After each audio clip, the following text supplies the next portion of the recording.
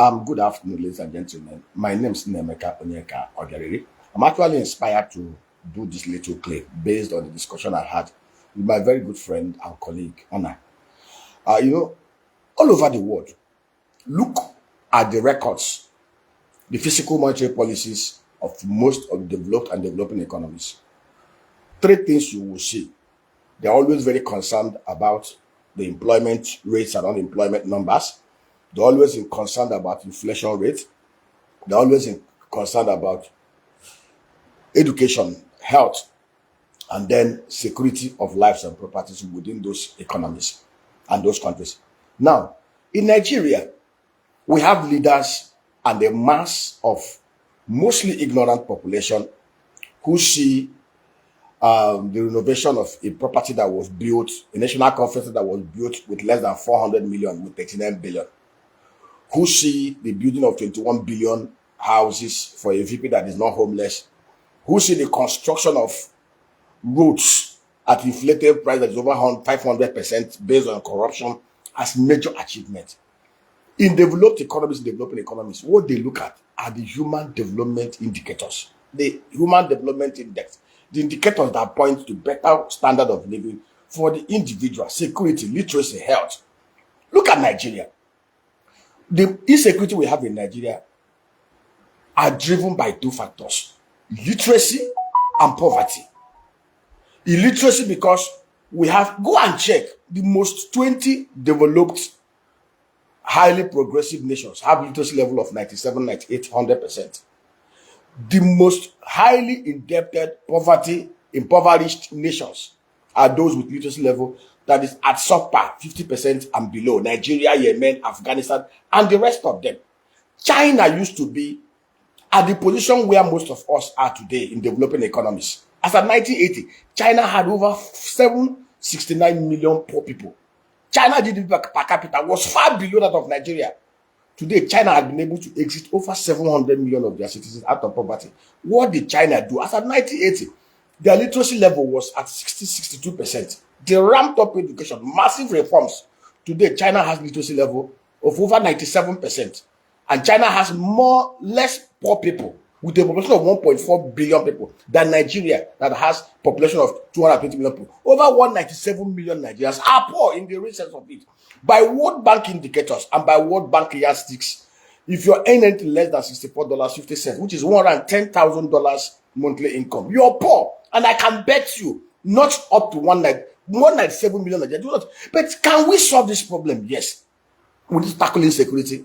We need to watch the inflation. And to tackle inflation, we need to be productive. We need to enhance. I'll give you an example. In Nigeria, Vietnam, with a population of 100 million people, landmass that is a third of Nigeria, produces over 40 million tons of paddy rice, 27 million tons of parboiled rice.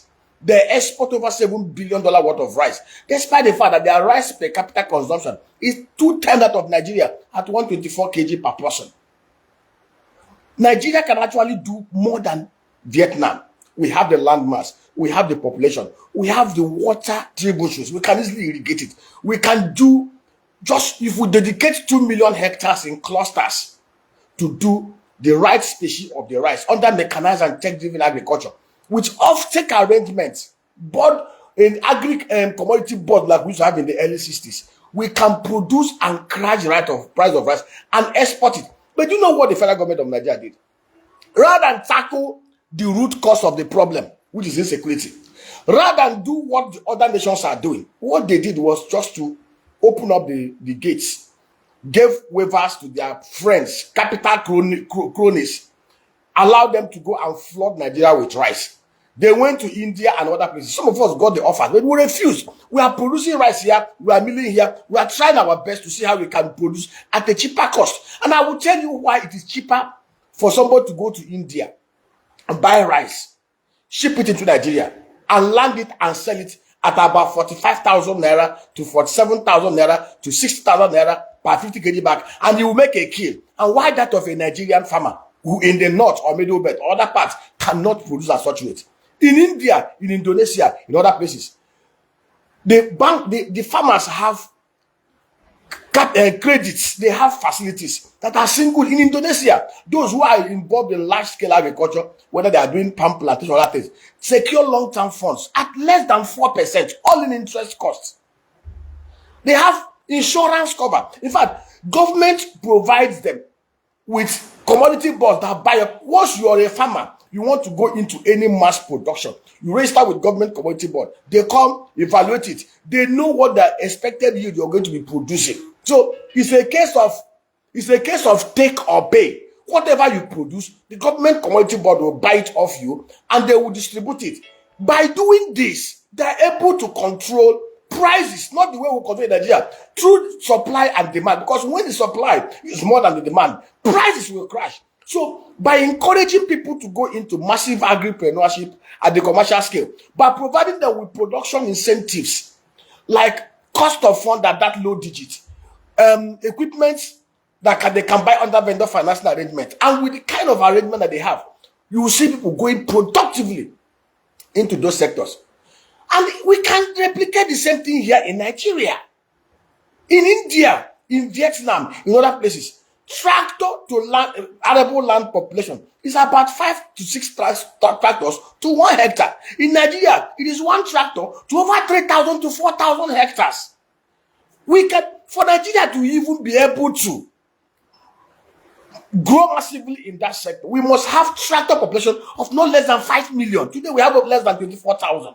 We must have bulldozer population of not less than 1-2 million. It will require close to about $56 to $100 billion capital investment and injection in that sector. We are not asking government to provide the funding. We are asking government to provide incentives. I'll give you an example. I chair a company. We've dissected it and we've looked at the Southeast. There's no reason why the Southeast will not do more than Netherlands. Netherlands, with arable land mass of 1.5 million hectares, produce almost and export 122 billion euro of agro resource, agro commodities. The Southeast has larger land mass, arable land mass than Netherlands. Netherlands has only 18 million people. In the Southeast, those are living at home is over 22 million. And we came up with an idea on how we can actually mechanize the whole of the Southeast. Now, we are bringing tractors in. Now, we don't produce tractors in Nigeria. We don't produce bulldozers. And under normal circumstances, for a country that talks about productivity, there should be zero tariff for agro commodities. I don't need to go to the Minister for Finance to get waiver. Of course, anytime you create avenue for public sector interventions, there will be corruption and profligacy. Somebody will tell you, bring 1 million for me to give you. Why will I pay you 1 million, 5 million to get waiver when it's already part of what I'm doing to enhance productivity? In Senate environment, what the federal government of Nigeria should have done was, it's a policy gazetted. All you want to do, if you're bringing in tractors, if you're bringing in bulldozers, you're bringing in harvesters, you're bringing in tricycles to produce ferry things from the hinterlands to the markets, just bring your invoice, register it online, leave it with the customs. Once the container comes in, as long as the container is scanned and it tallies with what you're bringing in, zero tariff, nobody will disturb you. There'll be zero room for human intervention and for corruption. But here, we will do everything humanly possible to make the whole thing convoluted so that they can be able to extract and extort monies from the poor average Nigerian. If today we want to fix this land, we know what to do. To tackle inflation, to ensure price and FX stability, we must enhance productivity. To enhance productivity, we must tackle insecurity. To tackle insecurity, we must go away from the current centralized federal security so that is not working. We must give security back to the host communities, just like we had it in the early 60s. We've come up with an idea of how we can set up 100 fully armed, fully trained, community-selected agro rangers under a central command that has the governors and the coordinator at the state level and the national security advisor.